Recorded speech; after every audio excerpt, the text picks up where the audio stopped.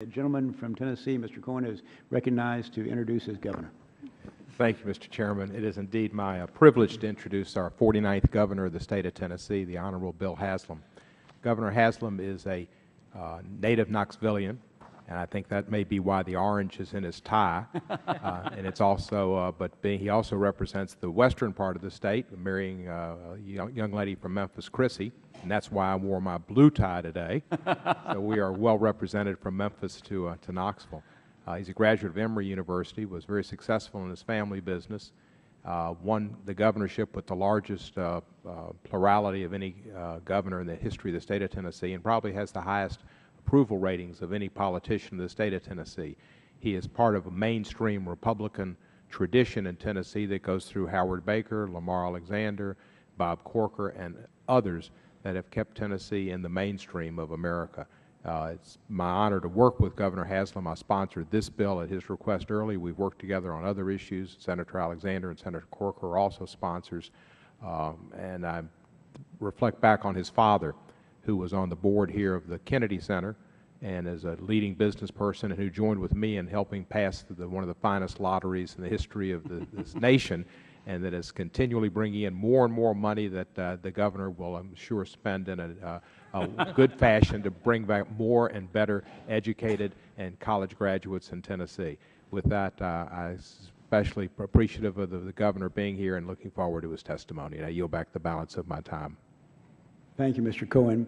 Governor Haslam, if you'll begin. I will. Thank you, Congressman Cohen. We appreciate the introduction, and despite occasional political differences, we appreciate your service to the state of Tennessee. Mr. Chairman, thank you very much, Ranking Member Conyers, and I appreciate you accommodating my schedule. I apologize for being a little late. I'm here to testify on behalf of the National Governors Association, but I also think I'm maybe uniquely qualified to testify on this. My family business started out with one retail store 54 years ago. It has grown to have locations, 450 locations all across the U.S. and Canada. I also served as the Chief Executive Officer of Saks Direct. That's the online arm of Saks Fifth Avenue, so I understand the internet retail business as well.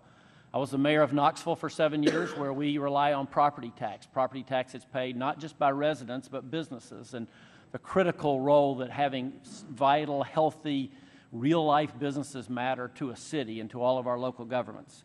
And finally, I'm the governor of a state that relies heavily on sales tax collections. Let me be clear.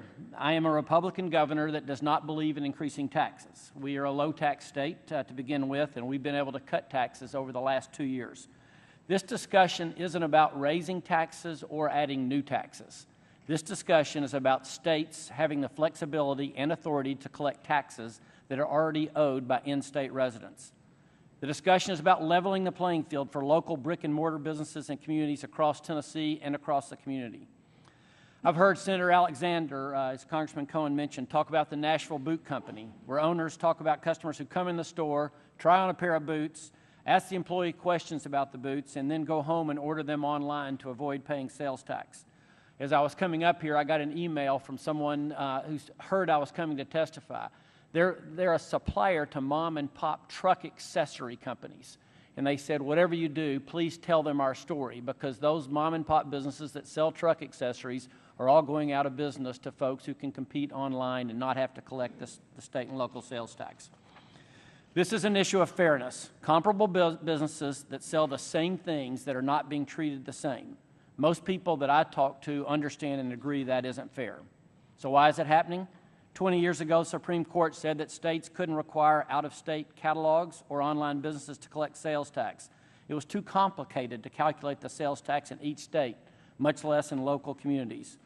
But in the past 2 decades, technology has advanced more than anyone could have believed. It's not only possible, but it's now easy for those businesses to collect the taxes that they're owed, just like local businesses with cash registers do. Current software available today, you could go find it from 8 different companies that compete to provide software that covers over 12,000 state and local tax rates. But this isn't only an issue that affects businesses. As state budgets are stretched and state leaders are working to provide services to taxpayers at the lowest cost, we're talking about real dollars. The current estimate of sales tax that goes uncollected each year in the U.S. is more than $20 billion. In Tennessee, we believe that number to be $400 million. Where we're from, that is still real money. That money could fund critical programs that vulnerable citizens rely on. It could cover federal mandates that states face, or it could go back to the taxpayers in the form of further tax relief. We can certainly have a healthy discussion in Tennessee about how to allocate those dollars, but that's for another time.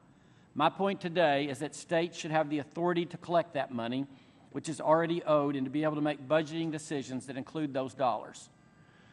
We probably all know that intuitively, internet shopping is a trend that is on the rise. My daughter-in-law buys her dishwashing detergent online. We are no longer just talking about books and scarves and a few other items. Dishwashing detergent. According to the U.S. Census Bureau, e-commerce is now 16.6% of all retail sales. 1 out of every 6 retail dollars happens online. It is not a small business. Retail sales grew 4 times faster online than they did in brick and mortar last year. Next year, 25 million more, in the next 4 years, 25 million more Americans are expected to shop online. The argument that this is a small piece of the economy just doesn't hold up. This is the right time for Congress to act. Let me make a final note. As governors and mayors, we understand that regardless of how the budget discussions come out, there will probably be less money coming out of Washington to fund state and local governments. As a Republican, I support that and I understand that.